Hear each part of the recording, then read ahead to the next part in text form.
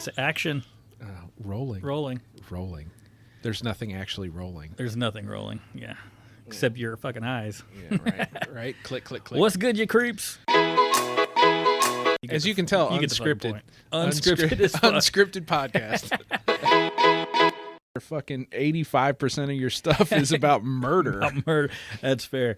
Because our listeners love fucking murder. Hit them up with the Gmail. You can send us an email with your suggestions, comments, or concerns at basedontrueeventspodcast@gmail.com. Boom.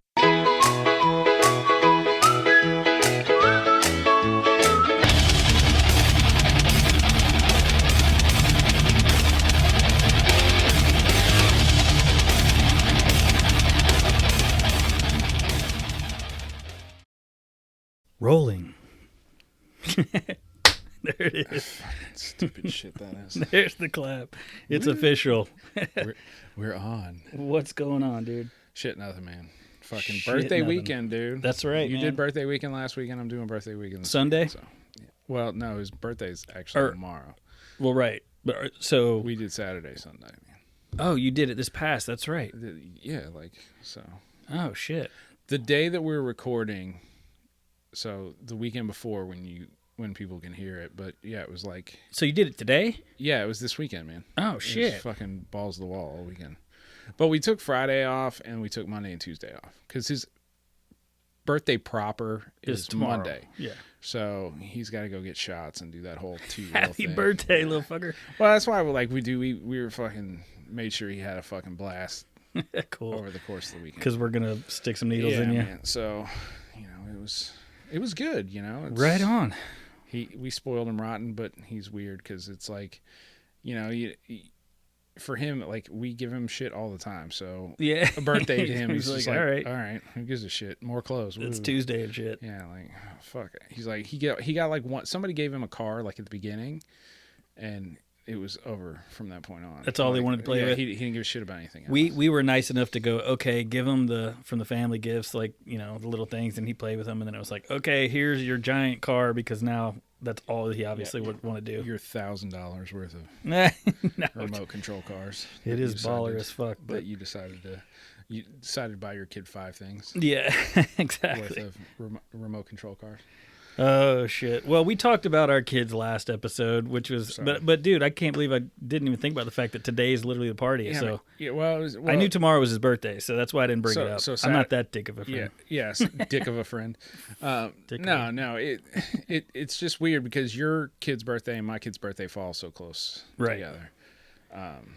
But yeah, it's like literally the same conversation, just from a different perspective at this point. Right. So, Well, I was actually cruising through because you've been sending me a shit ton of memes, as usual, but you sent me like a whole bunch of them.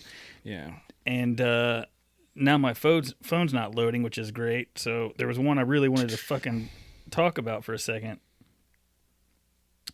Well, NASA releases image of lightning super bolts on Jupiter. Yeah. That was cool as shit. So the reason I thought that was cool is obviously if you haven't listened to the previous episode, do yourself a favor and go back. It's totally different than kind of our norm, at least for season 3. Yeah. But I literally fucking loved that episode. Yeah, so in retrospect, one of the things that I noticed, I mean, it was already a long fucking episode, comparatively speaking. Our podcast isn't as long as some of the other ones out there. Some of those other guys out there do go like 2.5 hours and shit.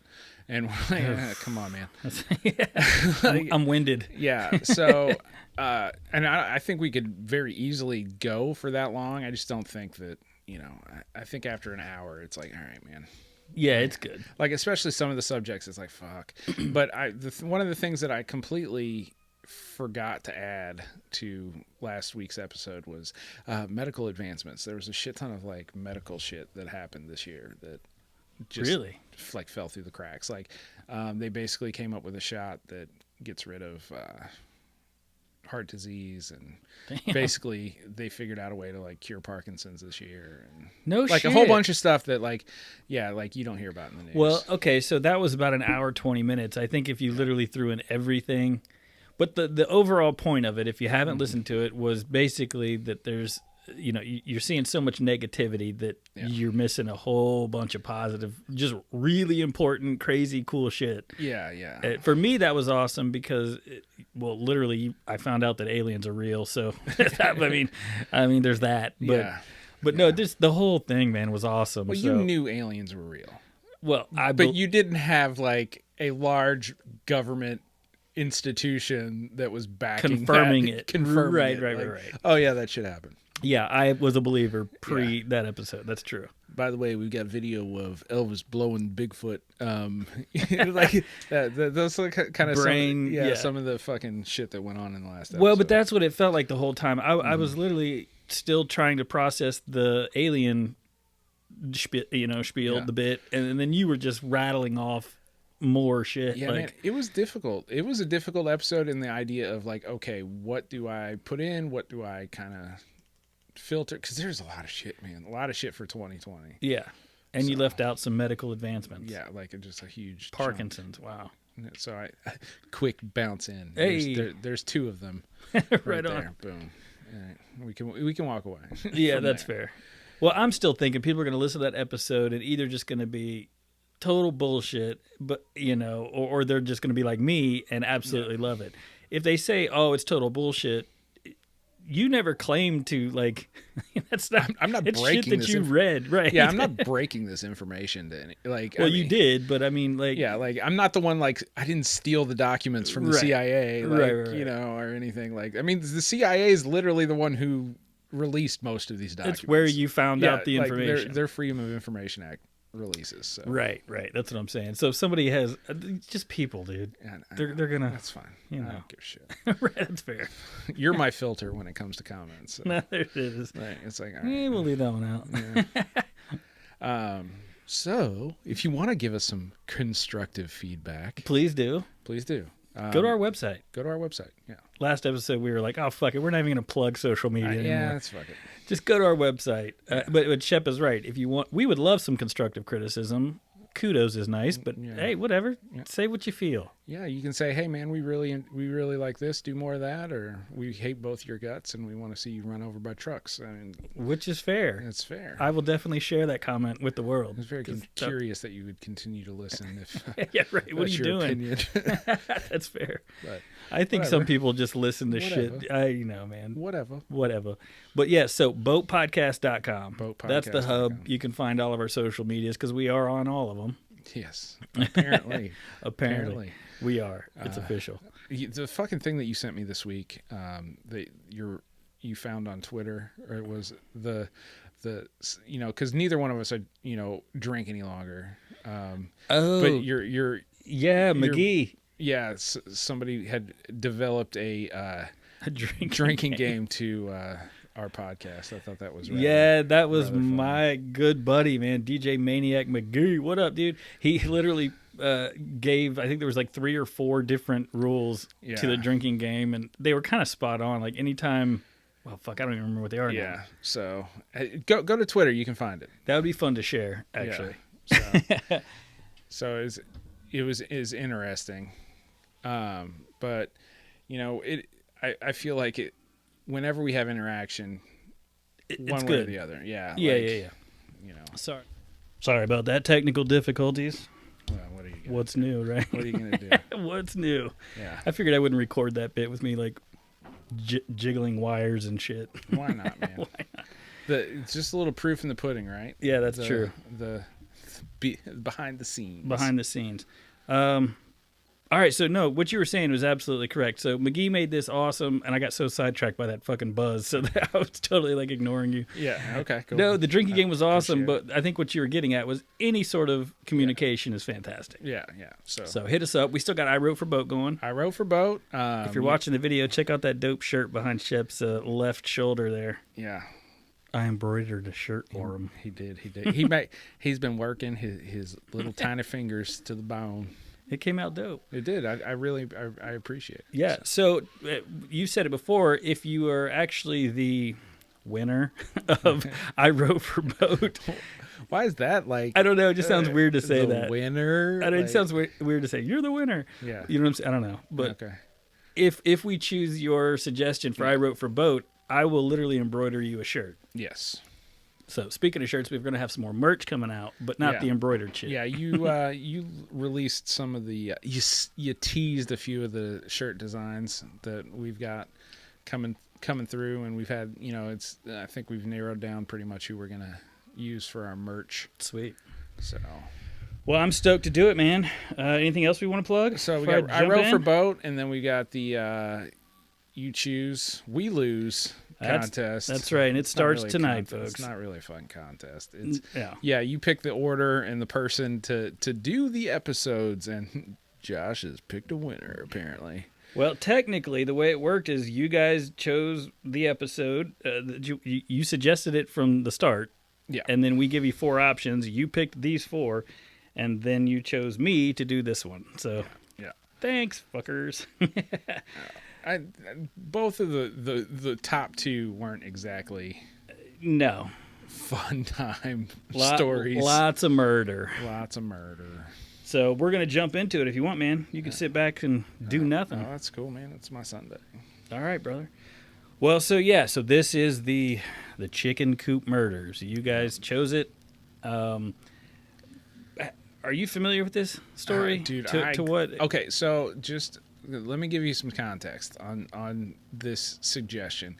This suggestion has been in the tank for a little while. Yeah. This was actually, I think we got this suggestion near around the time that we had the fish episode. Or it was Charlie Chop Off, and then we did fish. Like it was like kind of like consecutive, like some pretty heavy duty episodes. Right. So this suggestion has been there for a little bit. And I do remember that, and we were like, we're gonna hold off on that one. Yeah, and so I did a little like looking into this originally, and then as I do, I just don't. I stopped there. You stopped. Okay, so you know the general premise. No. Okay. There's a chicken coop and some people died. Fair enough. All right, so I put some notes on my phone, so I typed it all out, and then I realized we're using the computer, so fucking bear with me. Yeah. Why would you? No, this is going to be awesome. Dude, I actually enjoyed this research because it's a wild-ass story, man. Okay. There's a lot to it, so bear with me. We'll start off. Southern Cali during the late 20s was a happening place. I actually wrote that. Okay. The movie industry basically had just, I think, started. The golden era, wasn't it? Right. Money started flowing through. So it was a cool-ass place to live, apparently. I guess sounds like what you would expect L.A. to, all Hollywood. In the 1920s. Well, so, yeah, I mean, I guess it started to become glamorous and shit. If it is glamorous, but you know what I mean. It's got the thing. Okay. The people living in Wineville, California during that time would beg to differ. Is that Northern California? Southern. I figured Wineville would make you think Northern wine country, but okay. Yeah, so a string of child abductions and murders changed and literally erased the small town off the map. Like that place is not on the map anymore. Oh, well, in 1930, the town known as Wineville disappeared and Mira Loma appeared. So Wineville, because before I started doing research, as soon as I hear a place, a location, I'll usually try to like Google it, and it's not there. This is why. Okay. Gordon Stewart Northcott was born in Bladworth, Saskatchewan, Canada, and he was raised in British Columbia. When he was 18, he moved to Los Angeles with his parents in 1924. He asked his father to purchase a plot of land in Wineville, California. Here, Gordon and his father built a chicken ranch and a house. That's like, please, just give me a plot of land so I can build a fucking chicken ranch. Yeah. I guess whatever floats your boat. Living the dream, man. Hey, man, some people want a simple life. That's true. But what's so funny about this is that I watched a lot of documentaries. Well, they basically have a bunch of short ones. So I watched a ton of shit on this. Listened to a little bit of a podcast like I usually do, and just read a ton of shit. And everywhere that I read, they were like, this dude hated work. He was like this lazy sack of shit. And I'm like, you chose to live on a farm, dude. Like, to build a farm. Yeah. Anywho. Maybe that was his wad, man. Maybe he blew his fucking load trying to build this Maybe that's why he doesn't want to do any work. Yeah, he's like, man, this sucks. I'm retiring early. Fucking quit. Here, they say they built. Okay, Gordon asked if his nephew Sanford could come stay with him and work on the ranch. Sanford's family allowed this to happen because what could go wrong? You like that? Yeah. It seemed very natural. Well, I wrote this shit, so yeah, it is natural. I know you wrote it. Come on, that's good. that was setting the stage, man. There you Theatrics, bro. What I didn't tell you was that Gordon had already been accused of molesting a young boy in Canada. I couldn't find any details on that.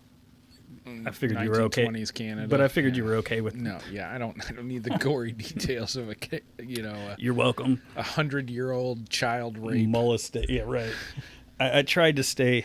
We've been talking. We're like, man, we got to try to keep the comedy going because it's what we enjoy in our banter. But some of these episodes, bro, it's not an easy. Yeah, it's not. Like you guys gave us this one, and I'm like, fuck. Yeah, like, not funny. I can think of a couple jokes, but do you really want to? Do I need? Yeah. Do you really want to lob those down the? No, not really. All right. Gordon claimed that his father had sexually abused him at the age of 10. The guy who fitted the bill for the chicken dad, farm? Yeah. Oh, okay. Yeah. Yeah, so there was probably some like deep-rooted issues there, but I'm not gonna play that card. The dad's the reason for Okay. We go back and forth on that a little bit. The born bad scenario. I'm not feeling it with this guy. But they were neither. Oh, the father, who obviously is said to have sexually abused Gordon, and Gordon, who had apparently been in trouble in Canada, neither of them got arrested for it. So it's kind of hearsay, but it was led to believe that they were both pretty fucked up. You know what I'm saying? And they like they're pedos. they like children's. Okay. It's not good. So it runs in the family, possibly. I don't know. In fact, some say this was the reason that they moved to the States, to protect their sweet little pedo. I actually wrote that. Like father, like son. Even though his father was a trash person, I will not blame him for his son's actions. Okay. Speaking of trash people, Gordon, because the main story is Gordon. There wasn't a whole lot on the father. Little bits of obviously when he was young, what he did to him, but really the dad got kind of left out of this. Now, did he I'm sorry, I'm not derail you. You can ask questions throughout, man. There's a lot of info on this one. So you said father like son, and he's a trash person. I mean, obviously, I get that him fucking up his kid possibly, right, or protecting a pedophile, right, whatever, is heinous enough. But was there were they the tag team duo of no child molestation in the 1920s? But it seemed as though the father was said to have been a pedophile. And now the son is a pedophile. The father doesn't exactly frown upon it, right? But there's nothing that said hey, I'm encouraging it either. Yeah, okay. Because there was a lot of stuff with what's his name, Ed Gein, where it's they didn't come out and say that he was in an incestuous relationship with his mother, but so to speak. But it was heavily implied. It was more implied that his parents. And we'll get into his mom. She has kind of a big role, but his parents were they knew what the fuck he was doing. Right. Okay. And they were protecting him. Right. Which, whatever. So back to, I called him trash, but my attempt at a joke. Mm-hmm. No, piece of shit. They are trash people. They are trash people. Sanford moved to the chicken ranch to live with Gordon and help him run the farm. Almost immediately after moving there, Gordon started beating him. He was starving him, molesting him. This is his nephew, mind you. So, incestual pedophile. Well, it's usually, I believe, isn't that usually where these things start? Yeah, that's fair. Still fucked. I mean, the dad was incestuously impeding his son. Hence, I guess that's why I put it like father, like son. Yeah. Okay. Sanford had been thrown literally into a nightmare. Gordon wouldn't let him go to school. So the whole reason that Sanford's parents allowed him to go there is the whole deal was that if he can go to school there, he can help you with the ranch. And for one, if the family knew, like, that the dude got in trouble for... Well, they might not have. Maybe. Yeah, you're right. That's not something you send out with the family fucking Christmas letter. Right. Like, meanwhile, we're real proud of Gordon. Right. He's been diddling his son. So, yeah, basically, he never went to school. He wouldn't allow him to go to school. He kept him eating and drinking just torturing the kid, essentially. And then he was writing, like, because obviously the parents would want some sort of update. So he would literally forge letters and send them to him, letting him know that everything's fine. You know, he was straight up covering it up and keeping this kid kidnapped, essentially. He always threatened him, said, if you told anybody, I'm gonna kill you, you know. So how do we know that? Sanford. Oh, so Sanford lives. God damn it. Dun, dun, dun. Yeah, spoiler. Actually, I think I get into that pretty quick. Sorry, everyone. Sorry. There were other boys that would work on the farm. Essentially, what Gordon would do, he would go out and find young boys. He would bring them back to the farm. Whether some of them would try to be for a job, I think. Obviously, then he would do his thing. He would molest them, beat them. He told some of them that they could have like a horse, like pet the horses, like a pony ride or something. And I know there's like a really bad joke there, but I just can't. I can't do it. We can let the audience make their own jokes. So we obviously know what happened to those children as well. Sanford was forced to witness this time and time again. Gordon threatened Sanford and said that he would kill him if he ever spoke of any of it. Sanford was helpless. There was one day where Gordon and a young boy who had been working there, it was a Latino boy, I think, had left for the day. When they returned, only Gordon got out of the car. He yelled for Sanford to come out and look at something in the back seat of the car. Sanford was not prepared for what he found. There in the back seat was the head of the child. I'm extremely confused, at this point. So he keeps Sanford around. Yeah. Just to diddle and do horrible things to. And then he's got like a revolving door of other children that he lets go home, or. So that's what I was getting ready to say. So the next thing, or maybe I skipped that part. Anyway, so I'll just tell you because I know it's a fucking story. He would have the children, he would bribe them, do whatever. He'd get the boys there. He would do his horrible thing to them, and then he would take them home and threaten their lives, saying, if you tell anyone, I'll kill you. Okay, yeah, that's what I thought you were saying, but I mean, at some point, one of these kids has got to be like, come on, bro. You would think. Yeah, you would think. I don't know. I'm sorry. I've never been molested. No, and they're young. Young. And you said it before, if somebody threatens your family, that... Yeah. So I don't know. I'm not trying to get, not trying to make these victims out to being... idiots. Idiots or, the cause of the problem. I was just confused as to how is he getting away with this shit? I mean, especially it's weird that he would keep the nephew and then just let other kids go.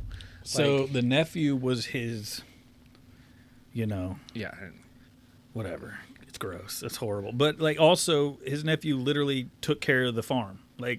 Gordon did zero work. Oh, I was gonna say, are we still farming? Yeah, they had chickens and shit, and so, and a little bit later in the story, he uses the chickens as part of a way to get kids to lure them, but yeah, so unfortunately, kids came and went, and Sanford was a witness to all this. This time, which I don't know how you didn't hear all that. Literally, I guess you had that in your mind, but the last sentence was. He's got his head. A head in the back seat. I got that. I figured that we were building... it's called Murders. Right. I figured there was going to be some collateral damage. That's fair, but I said, there was a head in the back seat, and you're like, well, hold on. Power? And I'm like, nothing? Yeah, no. I was getting to so anticlimactic. But no, I'm curious. I don't understand how all these kids are going in and going out. Yeah, he was getting away with it. Okay. So whatever, whoever you want to blame, but yeah, unfortunately, he was getting away with it. This time was the first time that he had murdered someone. Okay. And so when Sanford went out there, he literally only had the decapitated head of the boy. Okay. He had discarded of the body. Gordon had decapitated the young boy and discarded the rest of the body. This was just the beginning. Dun, dun, dun. Mm-hmm. And so here we're going to have a little bit of details, and I didn't want to screw it up or rewrite it, so I'm going to use the crimemuseum.org to give you some of the dates and spiel here. On March 10th, 1928, Walter Collins disappeared. So obviously we're jumping. This takes place, by the way, I don't know if I said it, from 1926 to 28, almost 29. So about 2 years. Okay. So technically, I guess he's not doing it a long time, so maybe that's part of how he got away. It seems like he's murdering for a solid year or close to a year, and then... Ish, yeah. On March 10th, Walter Collins disappeared. The 9-year-old boy was last seen around 5 p.m. by a neighbor at the corner of Pasadena Avenue and North Avenue, 23rd Lincoln Heights, Los Angeles. His mother, Christine Collins, gave him some money to go to see a movie at a nearby theater. His father was in Folsom State Prison for robbery. That just, I had to take a second because I was like, 10-year-old's fucking going to the movies by himself, but it's fucking 20s, man. Yeah, I was going to say, man, this is 20s, dude. I know, right. People weren't, it's fucked up. People weren't molesting me. No, but I think it was just like a less common. Time. Yeah, like, it was. Well, shit, when I was a kid, I could ride around out in the neighborhood by myself. I mean... Yeah, so... Mm-hmm. The Los Angeles Police Department was already under investigation for several corruption scandals, and their inability to locate Walter Collins was rather embarrassing. The police chief, James David, was under a lot of pressure to solve the case. The police looked along Lincoln Park Lake, but were unable to find anything. Collins' father thought former prison inmates were responsible for his son's disappearance in an attempt to get revenge. He worked at the prison's cafeteria and was responsible for reporting other inmates' infractions. With this sort of job, it's possible he made some enemies. Snitches get stitches. That's right. Several tips came in, but nothing turned out useful. A gas station attendant in Glendale reported seeing a dead boy wrapped in a newspaper in the back of a car when a foreigner couple stopped to ask for directions. Okay. How you in a fucking seat? That's like the worst. Yeah. Wrapped in newspaper? Like, you didn't do... You just, like, no... They're probably fine. Yeah. It's like not my business. Well, you discredit that because you're racist. Yeah. Other foreigners. Yeah, foreigners. A man named C.V. Staley followed the couple when they left the gas station. The couple stopped for a few moments in front of the police station and then sped out of town, losing Staley. When the police showed Struthers and Staley Walter Collins' photo, they both said he was the boy in the back of the car. These people, no, they're wrong. They're just straight up lying. Okay. It's going to show you that basically nobody has a fucking clue. Somebody else said that they saw a boy struggling, asking to be let go. None of these were Walter Collins, by the way. None of them. Okay. Did you see the movie The Changeling? Yeah. That movie is based on just the story of Walter Collins. Oh, and his mom. Okay, I'm not going to derail this because I know there's a lot of shit going on with that story. I haven't seen that movie, but yeah, I know that story. Okay, well that is part of this story. Okay, it's wild as I didn't fuck. know that. Yeah, that the kid comes back and then it's not the kid. I'll tell you that. That's literally what I'm about to tell them. Okay, shut up. Don't ruin it. No, Walter's disappearance wasn't the only one around this time. Nelson and Lewis Winslow, they were 10 and 12. Went missing on their way home to Pomona on May 16th, 1928. Their parents received strange letters from them. The first said that they were heading to Mexico, and the second said they planned to stay missing as long as they can to become famous. What they're doing is they're rattling off, like, you've got Walter was the first missing boy, and then these two boys are missing. So it kind of jumps around, but it's partly because of the way I started the story, I think. No, but that's fine. But like, is that why you're confused? No, I know what's going on. I'm confused by the nature of the situation. Like, there's all this misinformation coming from the populace at large. Then you got these letters coming in. Like, what 12-year-old and 10-year-old are like, we're off to Mexico? Yeah, and we're going to get some broads. We're going to stay blow as long as they can to become famous. Yeah, we're going to go get some broads and some blow and some tequila. Yeah, while we're there. The police didn't connect these two disappearances together at first. I wonder why. Look at the fucking... If you got kids disappearing, like, they're all connected until you unconnect them. Right. They also didn't find a connection between the cases and the headless body of a Latino boy they found in La Puente in February. So they literally found just the body because obviously he decapitated him.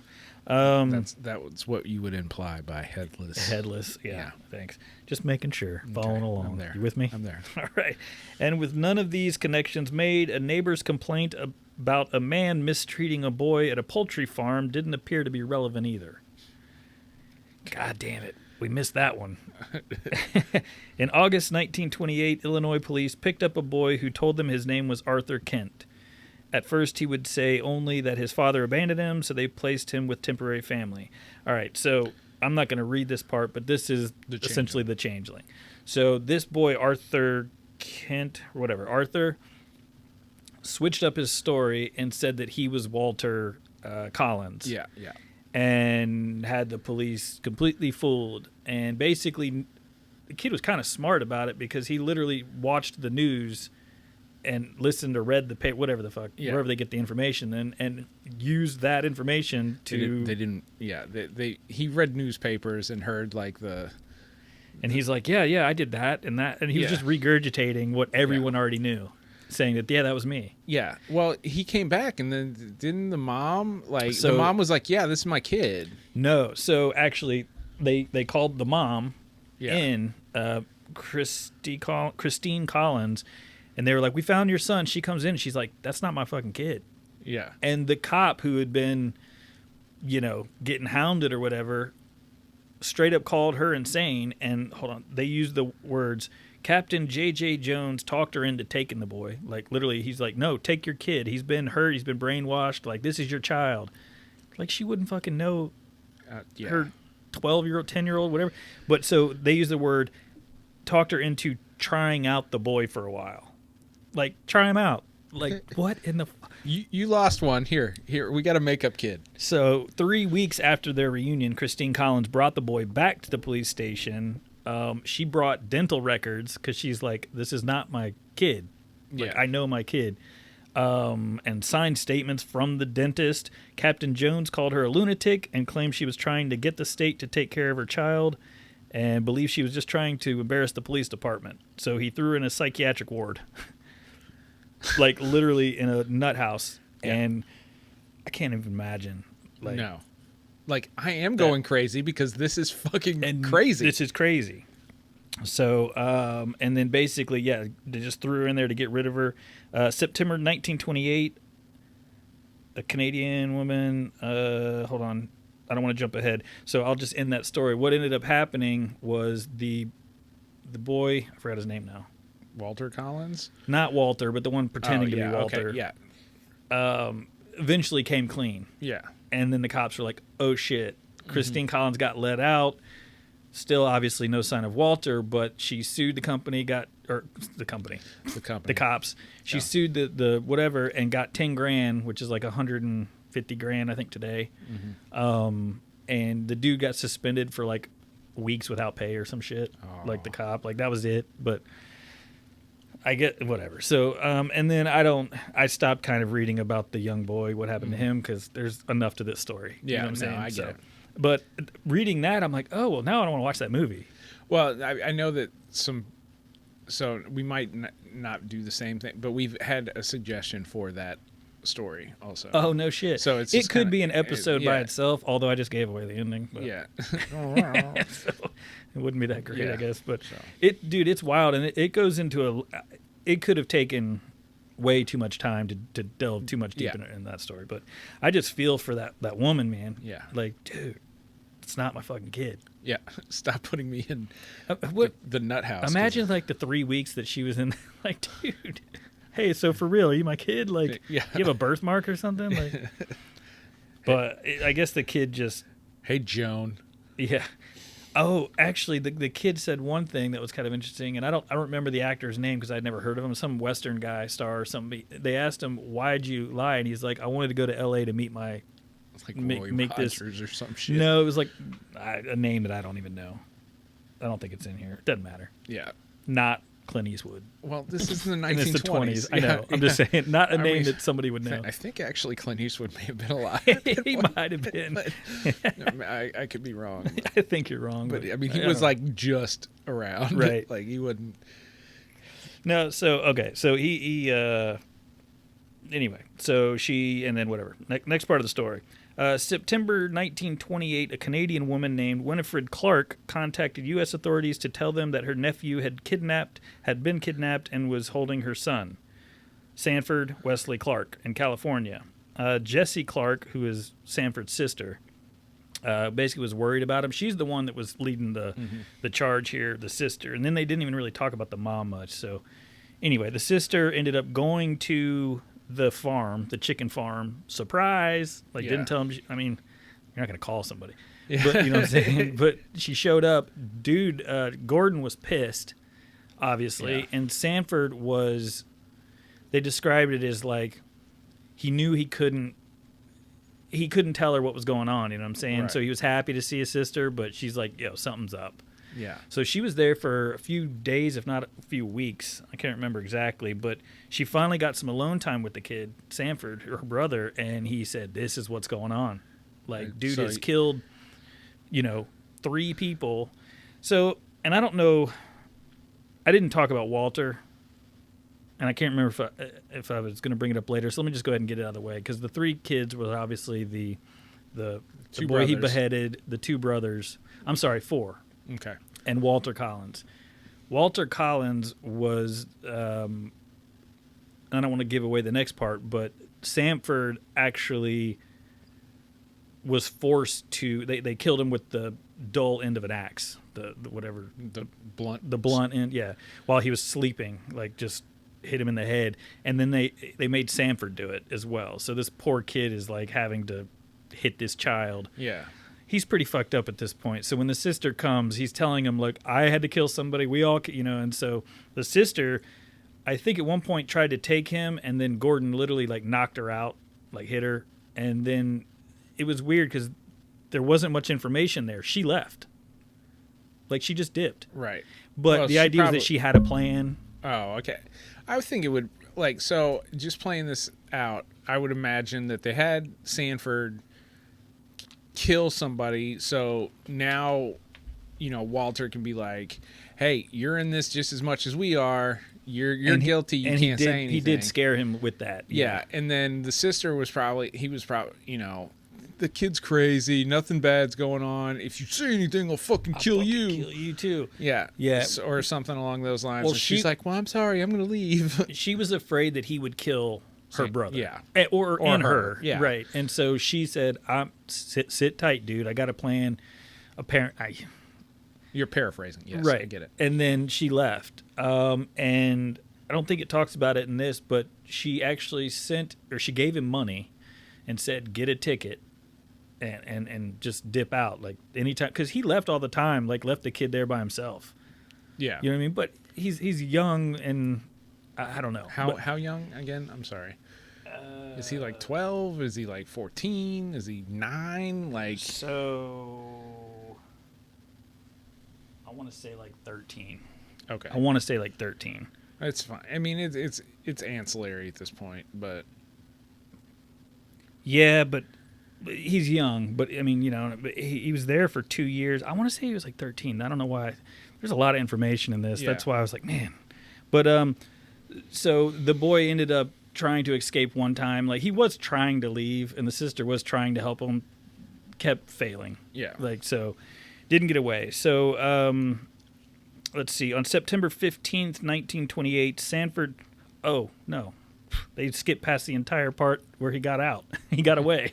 So the sister, Gordon was there illegally. Because remember, they were Canadian. Yeah. So they just moved to the States. Yeah. Like, they didn't have a visa. Yeah. I don't know what the process was back then, but right.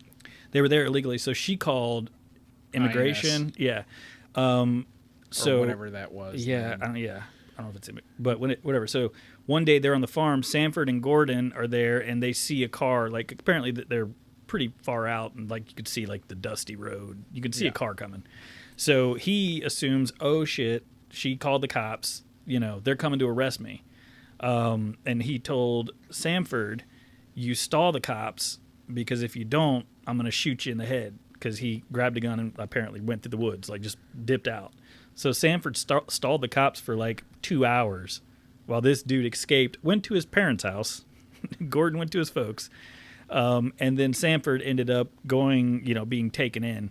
And then obviously this is where he kind of spilled the beans. Right.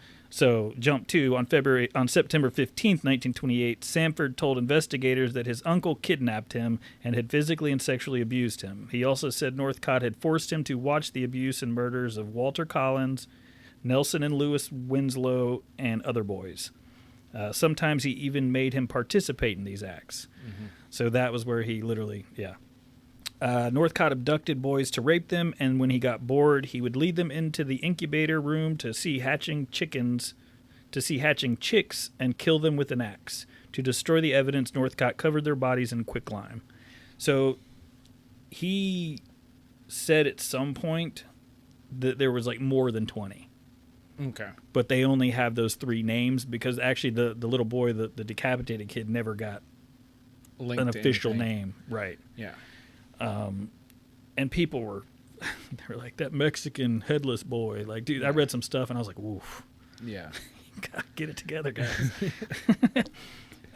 Sanford also said... Can't it just be a person that shouldn't have died at that young of an age in a horrible way? Like, why do we have to bring race into it? Absolutely. America. Sanford also said Northcott had killed a Latino boy in La Puente. They both killed Walter Collins because the boy had seen Northcott help another man kill his mining partner. Sanford told the police that they could find graves near the chicken coop for the Winslow brothers and Walter Collins. 2 graves were found. The bodies weren't there, but they found like bones. They found quicklime. I don't really know what that is, but it's just a caustic substance to break acid. Yeah, like that's kind of like a commonality when people are like getting rid of bodies in these kind of situations. It's like they just like usually I think I don't even know what you use it for in general. Like I don't know what its actual purpose is. Not made for that. But I've seen and read enough stories about this kind of shit where it's like pour lime, and it's like I guess it's just a caustic material that eats through shit, but disintegrates. The idea is like I don't know if it's like a cleaning product that you would use to like bleach, right? Yeah, but so anyway, they found that. They found a bunch of bones. They found an axe that had like human hair on it, and I mean, busted. They found where was it? They found a book that one of the Winslow boys had like checked out of the library. Like, so lots of evidence. A child's whistle, several Boy Scout badges were found. Nothing that could be directly attributed to Walter Collins was found, though. Northcott's father, Cyrus George Northcott, told the police 2 days later that his son had admitted the murders to him, which is kind of weird because his dad ended up... Yeah, his dad's trying to get out from underneath it. But by that time, Northcott and his mother, Louise Northcott, had left town. The Los Angeles Police Department initially continued to insist that Christine Collins had her son. They only discontinued this belief when a handwriting expert came in to analyze their writing styles. The expert concluded that the boy's handwriting was definitely not a match to the samples collected from the previous years. Hold on. The only way that they agree that this kid is not from handwriting. It's handwriting. Fuck the dental records. The mother saying that it's not her kid. They ended up saying that the dentist was paid or something that was ridiculous. It's something ridiculous. Okay. Yeah. Shitty cop. Okay, man. Fucking anger flowing. But yeah. Okay. So the boy eventually told the truth. He admitted. This jumps around. Back to the jumps changeling back. story. He admitted several other aliases. Tom Mix was the actor that he Oh, okay. Yeah, Hollywood to meet his cowboy hero, Tom Mix. He's my favorite. Yeah. So his stepmother picked him up and took him back to their home in Illinois. Didn't have any remorse, and Christine Collins must have known he wasn't her son, so it was just a big game for them both. This is what the cops are saying. But anyway. Yeah. So... What the fuck, man? Right. So on September 20th, 1928, Gordon Stewart Northcott was arrested in British Columbia. Okay. All right. So they arrested his mother, Sarah Louise Northcott, in Alberta. In December, the police took Northcott back to his ranch in an attempt to get more information. While there, he verbally confessed to 5 murders, including the Winslow brothers, Walter Collins, and a Mexican boy named Alvin Garcia. Oh, they did give him a name. Okay. All right. Well, anyway, okay. I've heard different. Yeah. Okay. Difference. So anyway, however, later that day, Northcott only admitted 1 homicide and written confession, and that was the murder of Alvin Garcia. To me, it sounds like it was a made-up name, and so he was going back and forth. What he was doing is he was fucking with the police. Yeah, and I'm guaranteeing that he admitted to Alvin because they probably couldn't track that kid backwards, right? And B, he probably assumed that a court system wouldn't give a shit about an illegal Latino child, right? A bunch of reasons, which makes me also think why that name is not that accurate. Yeah. Also in December, Northcott's mother confessed to the murder of Walter Collins. Oh, okay. Mommy was protecting him.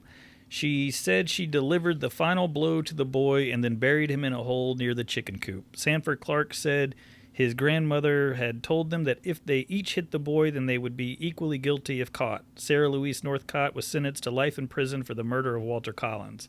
So here's the crazy shit. According to her, and to Gordon, and to Sanford, so I'm assuming that we're safe to say that this actually happened. The mom showed up at the chicken coop, or the ranch, found Walter in the chicken coop, and was like, fuck. Mm-hmm. Well, he can identify you, and it was all her idea to start killing. And so she literally was the first person to pick up the axe, and she essentially killed the boy. So... kind of crazy. The mom's the killer. The mom's the killer of Walter. Okay. Right. But she started the process of, if you're going to take him, we got to kill him. We got to kill him. Yeah, Okay. Lovely nurturer. Mother. Right. Charming nurturer. That's right. Gordon Stewart Northcott's trial began in January 1929. Northcott fired several defense attorneys and proceeded to defend himself. Oh, man, these stories are always crazy. Oh, dude, he literally would, ask himself a question and then answer it. What the fuck? Yeah. Hey, did you do it? Yeah, I did. Yeah. I wonder if he used different voices. No, I've heard of a story where a guy, he defended himself, and he would change his voice for his attorney, and then he would answer in his regular voice. Oh my god! And it was people said that, I think that this trial went on, apparently interviewed himself for 3 days, or I don't know. It's I don't remember the exact story, obviously, but it's amazing.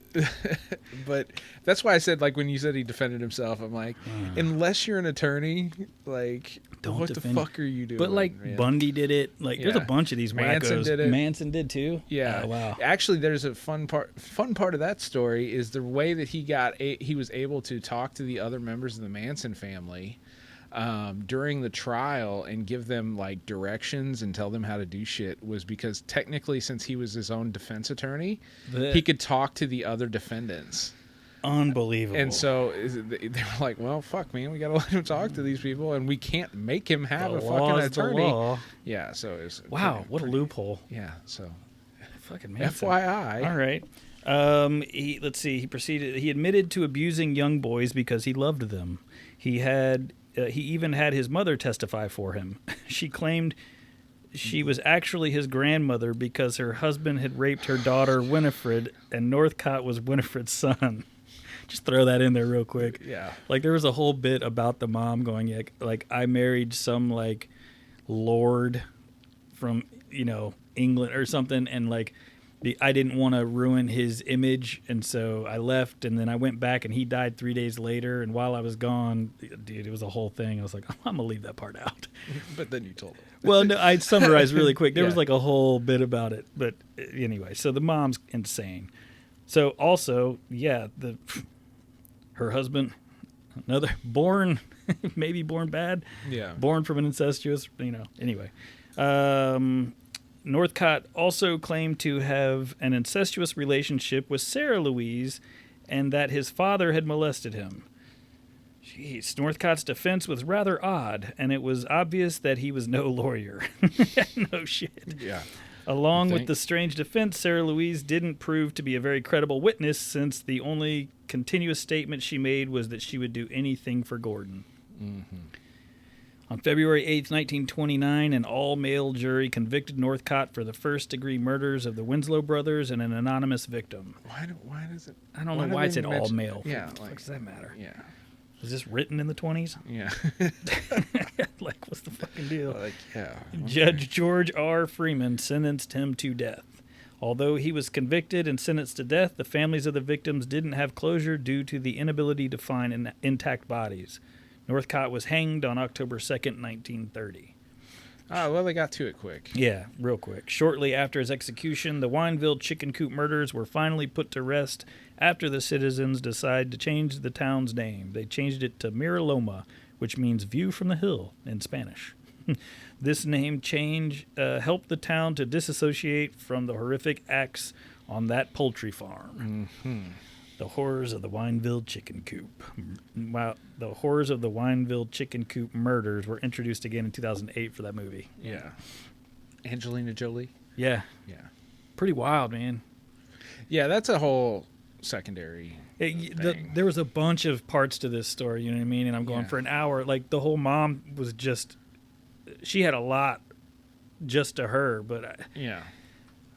It's just a fucked up family. Yeah, dude. I mean, kind of across the board, you know? Yeah, it doesn't sound like... All right, so like you at the beginning said, it's like born bad versus, bad, bad by proxy or whatever. Right. Like, nurture versus nature kind of thing. Right. But this one, man, this guy didn't sound like he had a whole lot... I'm not taking away the horrible shit that he did. Right. But, I mean, the first kid that, gets killed, the mom... Wait a minute. Who's the first kid that got killed? So, actually, Walter was not the first. He was number two, right? I think it was number two. The kid, the Latino boy, was number one. Okay. Yeah. Okay. I was like, wait a minute. Why the fucking head? Well, because in your mind, and I agreed with you mistakenly that the mom started off the whole killing. Yeah. Not really, but she did with that one boy. Yeah. But. And she was trying. I think unless I'm wrong, but I'm pretty sure I read it. I read it a lot, but I think she was trying to protect her kid. Right, she was. And I'm not saying that she didn't do horrible things, because I would almost guarantee that she did. Right. But the fact of the matter is, I would call into question a great deal of any of this conversation. Let me show you the mom here. Let's see if that. Yeah. Okay. Some very Norman Bates-esque. 100%. But look at our boy Gordon. Oh, creepy as fuck, man. Let's see if that can focus in there. I'll post it on the social medias. But dude, when I saw this picture, chills. Yeah. Because he's smiling. Totally a Norman Bates. Mm-hmm. Mommy. Oh man, 100%. So I get what you're saying, but there's certain times where they talked about when he got arrested, he was just like our boy, the stalker, playing it up, man. Yeah. And it makes you go, okay, now there's some... Yeah. There's some evil that you can't really blame on anything else, you know what I'm saying? Well, but then, you've got the dad who is obvious. Dude, it's the whole whatever family. The fuck is going on. Yeah. In this family, Saskatchewan. Well, I'm not gonna paint Saskatchewan as. I'm just saying, no, that's where they're from. That's where they're from in the 20s. But this family itself, like, I guarantee if you go back the generation or two before Gordon, yeah, there's some fucked up shit going on then that probably just got it's frontier time shit. So right. People are no documentation. Yeah, like nah, man, they were just fucking murdering, raping fools. and murdering across the fucking. They're like, this is how we do it in our family. Great White North. There's actually pictures of like Sanford. Oh man, like there's poor kid. Yeah, luckily Sanford lived. I know what you're saying. Yeah, did he? Can he live? I'm sure he's pretty fucked up, but he survived. Yeah, he's not dead. So, but I can't imagine going through that and then being forced to have to swing an axe at a child's head. Yeah, no. Like, it is a dark story. In fact, the reason we didn't want to do this is because of the children aspect, because we had done Fish or what have you. I just don't like fucking. But I know it is. This podcast is the podcast. Like you guys suggested it. Yeah. So no, I mean I don't have like if it's suggested, we do those episodes. Well, so this is such a crazy story that I enjoyed the research. I mean, there's portions of it, right?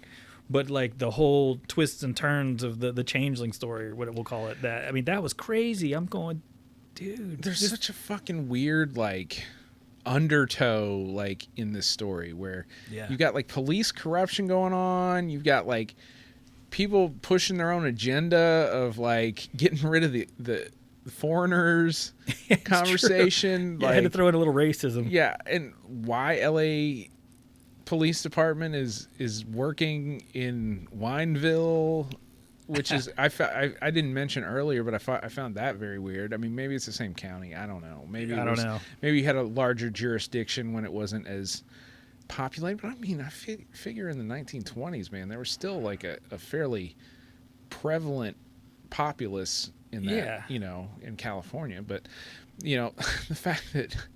So it sounded like he's like doing his hunting in L.A. and then bringing them back. To the and that's wherever, why maybe L.A. was doing the research. But like the whole changeling conversation, like it's an entirely different story from Gordon. It is. It's Northcott. But it's weird that there's like these weird crossovers in this story. Like, I mean, obviously in life there's whole like interconnected different stories that are going on. Like one domino hits the second domino and weird shit's gonna happen. But I mean, like, there's a lot to this one though. I mean, and again, Illinois, like, fucking damn it, they're not the bad guys in this story, but it's some weird shit going on, man. Yeah, I think it boils down to this family. Everywhere that they went, obviously, every member of that family was fucked. Yeah. Except technically, I guess, for Sanford's sister and mother, they seem to be doing the right. Yeah. Yeah. I don't know. There's a lot that isn't said, obviously, because of the time frame. So you don't. A lot of it was speculation, and obviously that telephone game. So Sanford's sister called INS, or whatever Department of. Yeah, I believe she was the one. It could have been the mom, but I believe Jessie was his sister. Was the one that really was kind of leading the charge of trying to get him out of there. So I believe she ended up going, "This is how we do it. We call the cops." Yeah. Because I think the cops blew him off when she was like, when they actually tried to tell him what was literally happening. Yeah, I mean, in the 1920s, if you're a woman, I mean. They didn't do shit. Like, that's why it was an all-male jury. Yeah, all-male jury. Yeah, and we had to mention that. They did mention that. No, I know. That's why they had to mention that. Like in the story, like it holds more weight because only men made that decision. It was all men. Yeah, right. Fucking bullshit. I'm surprised they got it right. Yeah, all the men. Like, I don't know, man. It's probably bullshit. It's probably you, dude. Yeah, right. But no, I mean, this is a fucking sad story on a lot of different pieces. The fact that the cops mishandled the fucking investigation, so this went on much longer than it needed to. I would say 5 murders is probably a fairly conservative estimate.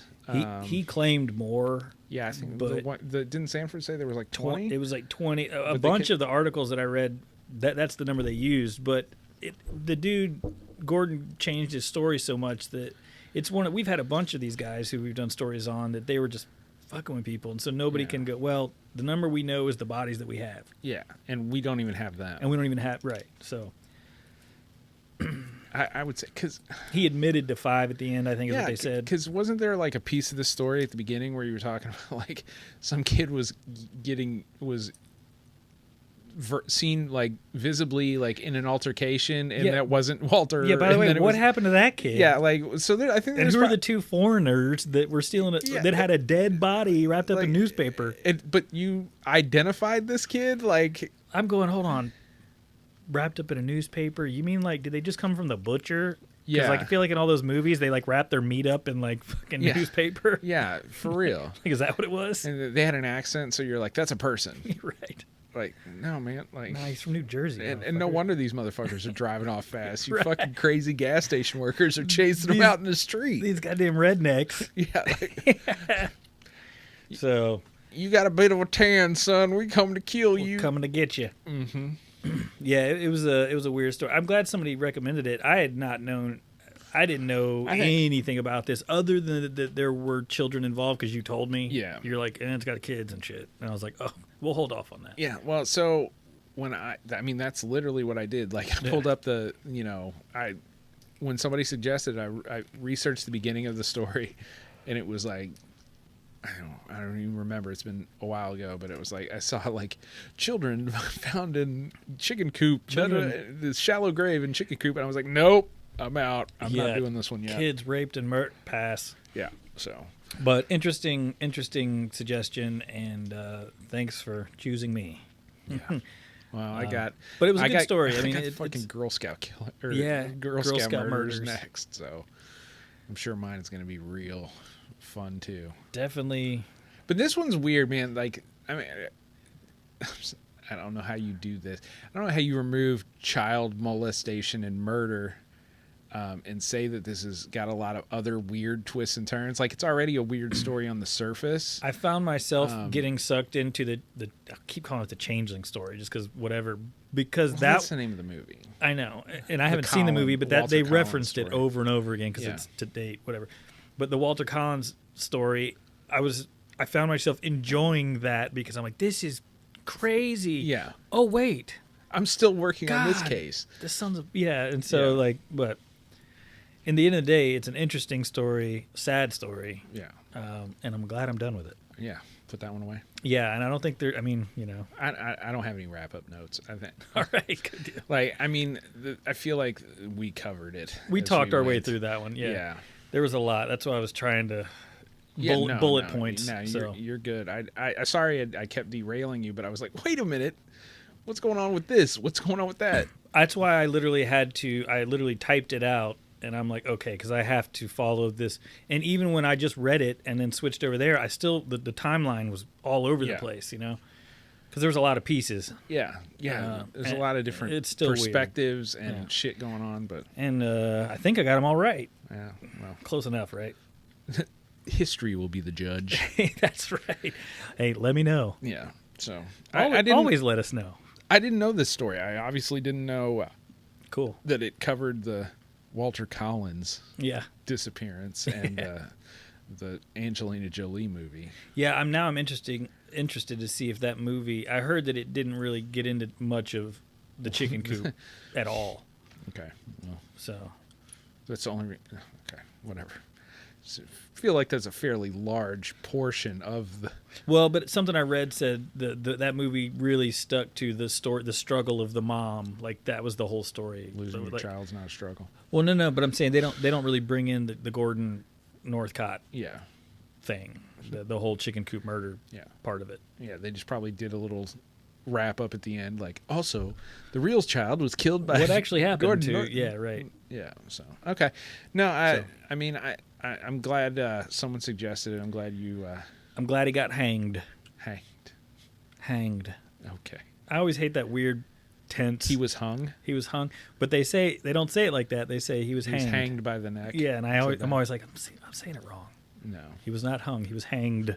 They hanged him. They hanged him. They hanged him quick. Yeah, okay. So, all right. Yeah, good shit. Good shit? Yeah, man. Okay. It was good shit. Good shit. All right.